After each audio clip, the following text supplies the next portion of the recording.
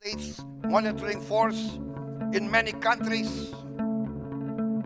There are conflicts not only in Europe. Of every country must serve their own people in their own way. Sangat saya kira juga menunjukkan Indonesia terus dihormati dan menjadi panutan banyak negara. I would like to first of all thank Dr. John Chipman and the IISS for inviting me again to this very important forum. I'm very honored and a bit awed by the presence of so many distinguished leaders. Also, I would like to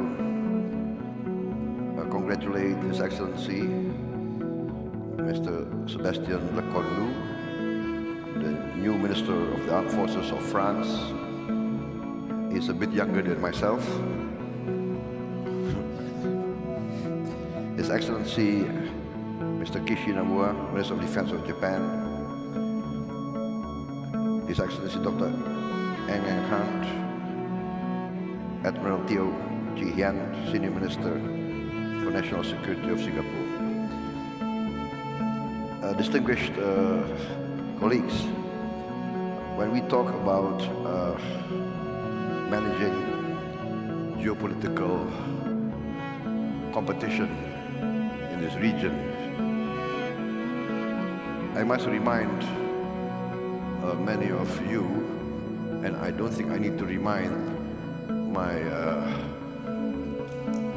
brothers from Southeast Asia, that Southeast Asia, in fact, Asia has been for many centuries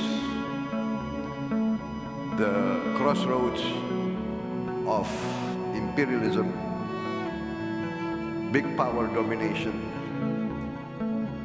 exploitation, depredation for many, many years. The Second World War resulted in a new spurt of independence movements, but these independence movements, the fight against imperialism and colonialism has been going on for many hundreds of years. The experience of our brothers in Indochina, the experience of our brothers in the Philippines, in India, in many parts of Asia and Pacific, makes us very, very aware of the need for wise and benevolent leadership. We are the most affected by big power competition. Therefore, in our experience during the last 40 to 50 years, we have come to our own, the Asian way of resolving these challenges. We have decided that our common experience of being dominated, of being enslaved, of being exploited, forces us now to strive to create a peaceful environment, an environment of friendship. We had our differences. We have competing territorial claims. Even now, we have territorial differences with our brothers from Malaysia. We have claims with Vietnam, competing claims. We have differences with other countries, with China.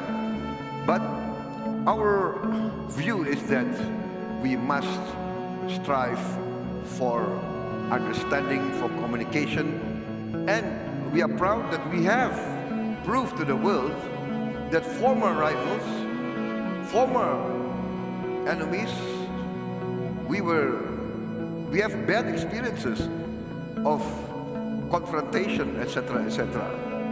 But we have resolved that.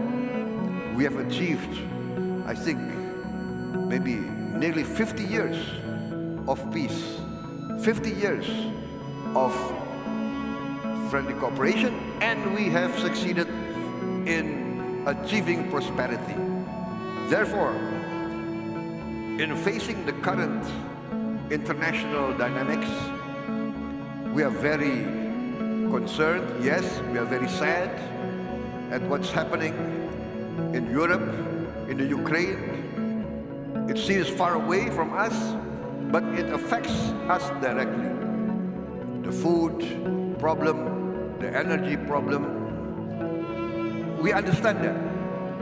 We understand the competing rivalry between the established world power and the rising world power. But for Asia, China has always been a great power for thousands of years. Our society, our culture is very much influenced by China, by India. The great religions in our country come from India, from China. Therefore, for us, we always will strive to respect all the big powers. For Indonesia, our stand is very clear. We respect all the big powers and all the powers that need to have their space, their rights respected.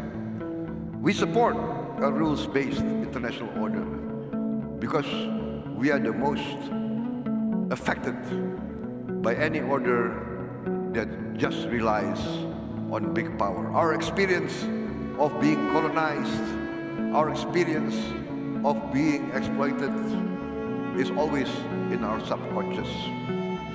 Therefore,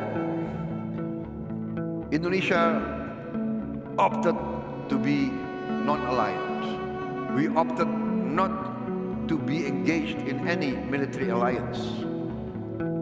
This sounds sometimes like we are sitting on the fence, but no.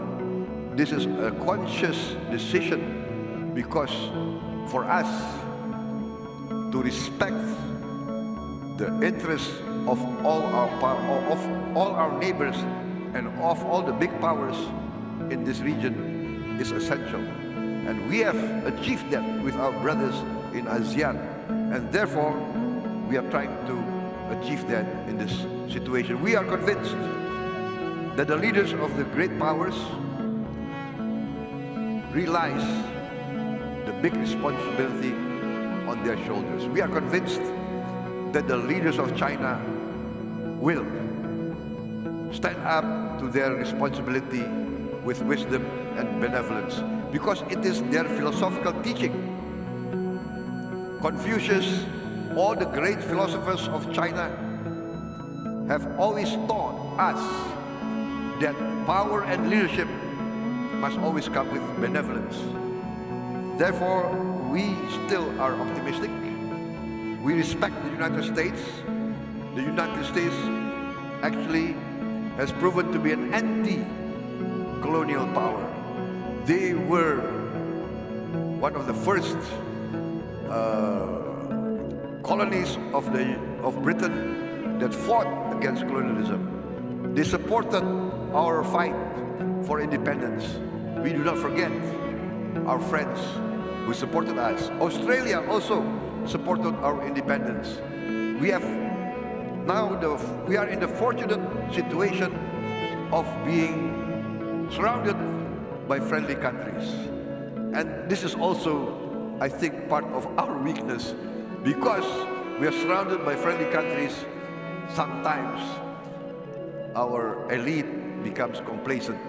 And we think that when we are surrounded by nice people, the situation will always be there.